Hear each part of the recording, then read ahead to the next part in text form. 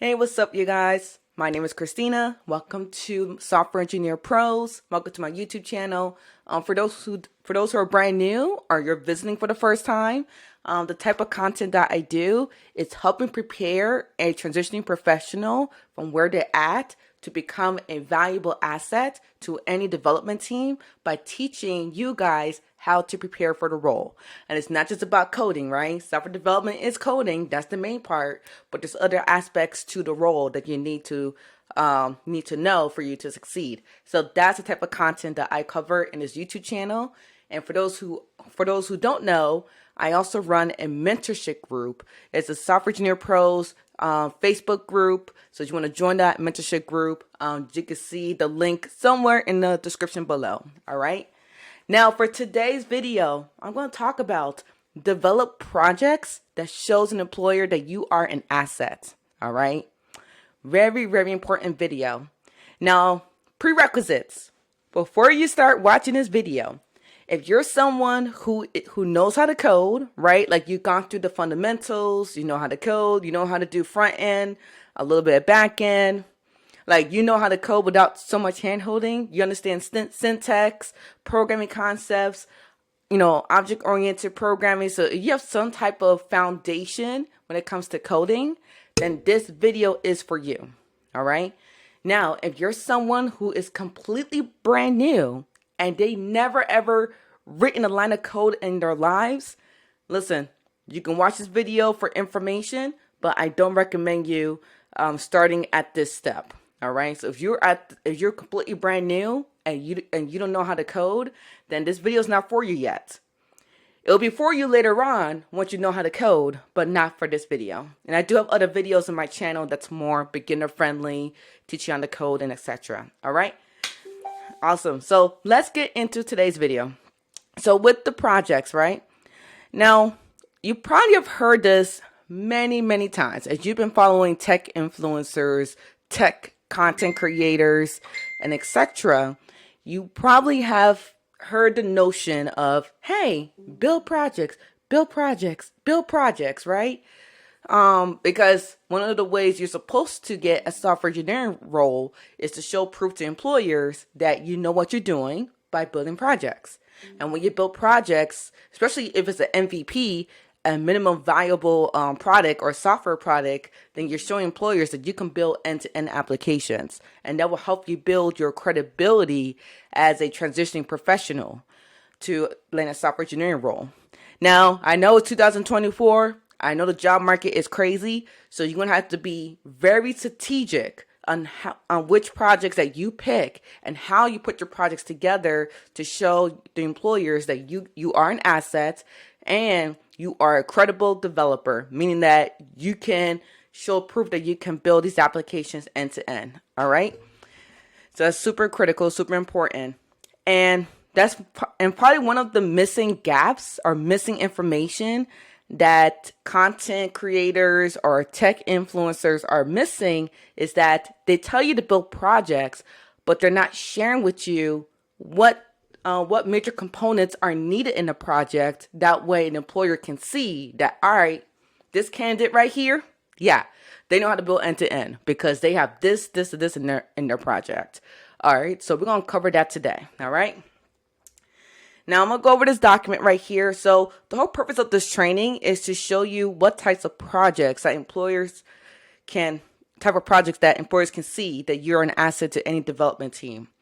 The number one question that every beginner asks when they are past the learning stage, like I said at the beginning of the video, when you know how to code, you could build front end, you could do back end, not saying you got to be an expert, but you got to know how to code. All right. Number one question that every beginner asks, especially during they're past the learning stage, you're out of the tutorial stage, is that they want to know what type of projects that employers are looking for or what they can do to let the employers know that they can be an asset for any development team. And this is key. That's like probably the number one question that I get asked all the time inside my mentorship group. All right, this is probably the number one question that I get asked all the time when, I'm talking to a transitioning professional, a member in my group. They'll ask, hey, I know how to code, or I went to college, or I went to boot camp. I built these small projects like weather apps and to-do list apps. Is that enough for me to get a job? And the answer is no. All right. So if you could find any of these apps, these small project apps, weather apps and to-do list apps, calculator apps, whatever, like those are very small projects, and there isn't enough substance to it for the employer to properly evaluate your skill set. So because it's so small type of projects, I wouldn't recommend you put them on your resume or put them in your portfolio. All right.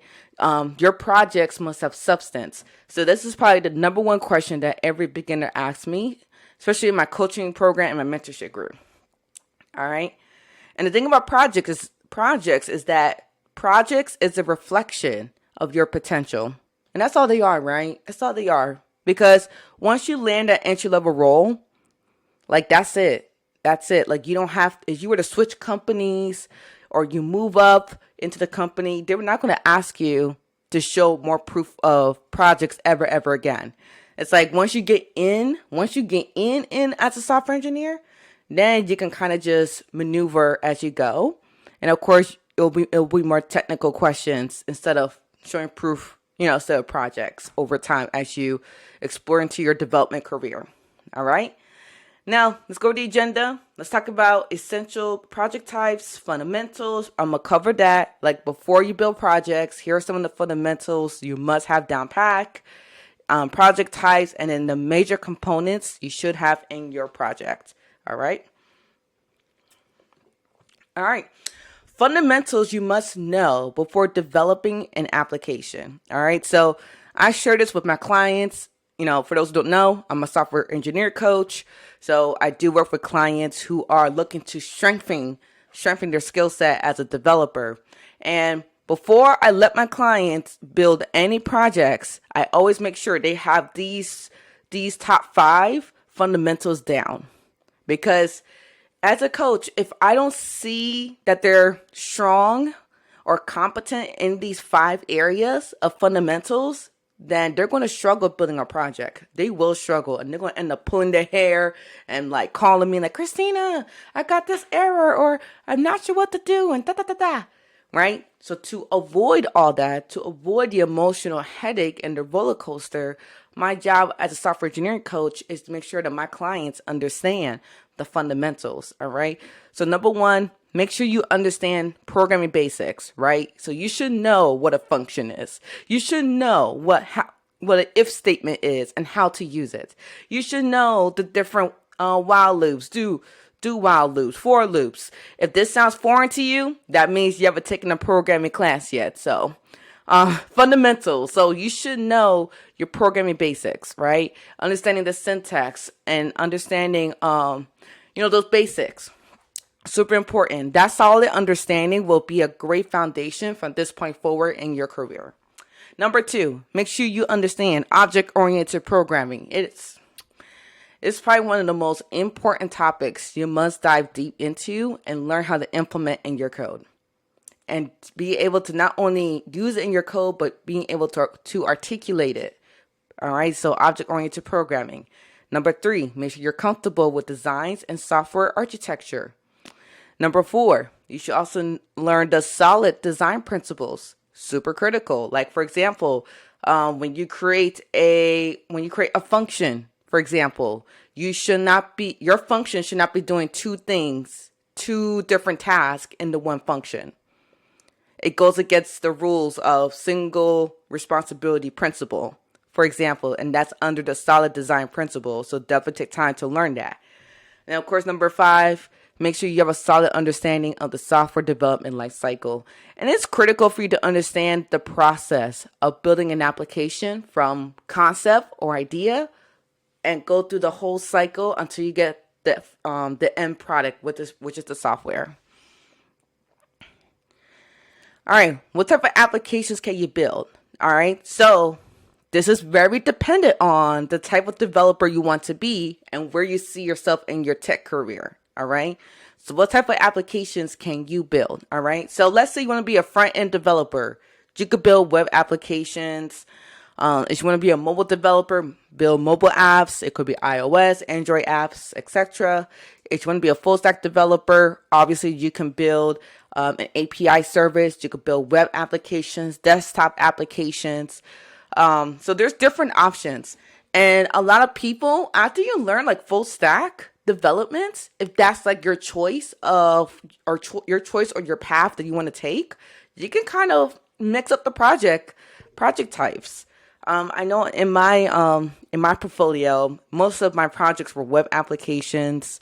I have one desktop application I made a few years ago, but because of cloud technology nowadays, I build more web applications nowadays, and I have attempted to build one mobile app application, which was Android.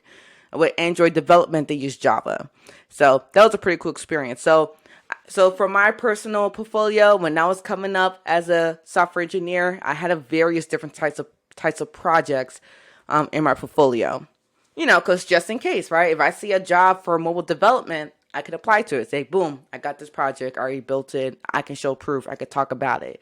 If I see a full stack development project, I know I can speak on it, talk about it, and apply for that role. All right. So these are types of projects you can build. You can do a combination of these four, depending on your path, or just pick one.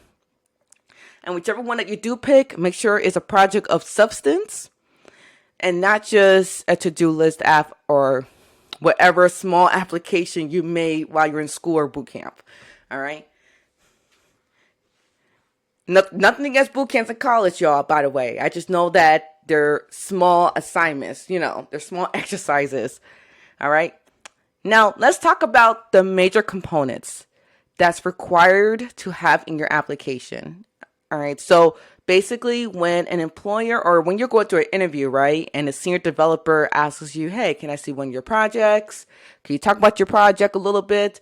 Here are some of the key components that a senior developer may evaluate or try to look for in your project to ensure that you know how to do it, or at least you are aware of these components and you know how to implement it into your project. Super important.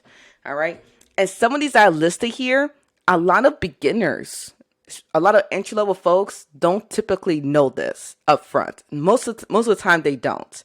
So the list I'm sharing with you here will be like a huge bump for you, because if you know how to implement these major components into any project that you have, this will help you stand out to employers, and you will show them, listen, not only do I know how to code, I could build end-to-end, include all these important components, and then of course build your credibility. All right before their eyes. All right, so number one, major components that you should include in your project, all right, or your application. Number one, APIs. All right, you can do RESTful APIs, authentication services. Number two, security.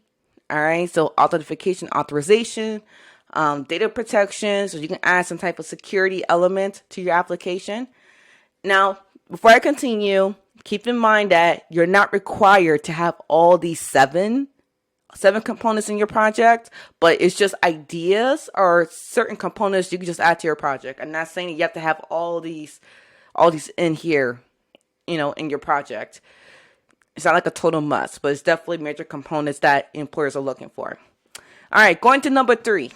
Utilize the DevOps and CI and CD pipelines. So you're going to know how to use DevOps tools and learn how to use the pipelines. 4, CRUD, right? Know how to create, update, and delete data, all right, with your application. So your application should be able to consume the data and being able to perform these operations within your application. Number 5, object-oriented programming, all right? So like I said in the fundamentals, this is probably one of the most foundational concepts that you must know. It is standard, all right? So make sure you have that. Design patterns, right? So I'll talk about singleton, factory, MVC. Like there's certain design patterns you can do, and just pick one design pattern and being able to articulate it and just speak on why you chose that design pattern when you build out your application. And number 7, the most important aspect when you're building an application is software architecture. So make sure you understand the different types of architectures and understand the uses of it and when you should use it and why you're using it for your project. There's different types. There's monolithic, microservices, serverless. MVC is the most popular one that's used to build web applications. I know it's one of my favorite, using MVC models. And making sure you understand how to select the architecture depending on the requirements for your own project. And thinking about the scalability, maintenance, performance, and etc. Because the architecture of your application will determine all these three factors. So definitely take the time to get familiar with software architecture. Critical, super, super important. All right. So that's pretty much it, you guys. It's very basic. You see, it's only 2 pages because it's not that difficult.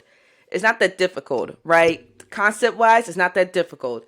If you know these basics and being able to speak on it and apply it to your application, and also you have the ability to add these major components to your project, then these two sections alone will help you stand out to employers and show employers that you know what you're doing as a developer. And regardless where you're transitioning from, this will show employers that you know what you're doing. All right. So I hope this video is helpful. Thank you. Thank you so much for watching on my channel. And for this upcoming week, I believe July 5th, 2024, I will be hosting a Q&A session inside my mentorship group. So if you're interested in being a part of my live stream for a Q&A session about this particular topic, feel free to join me and for Software Engineer Pro's Facebook group, and I'll be there live on July 5th. All right, I'll see you guys soon. Take care.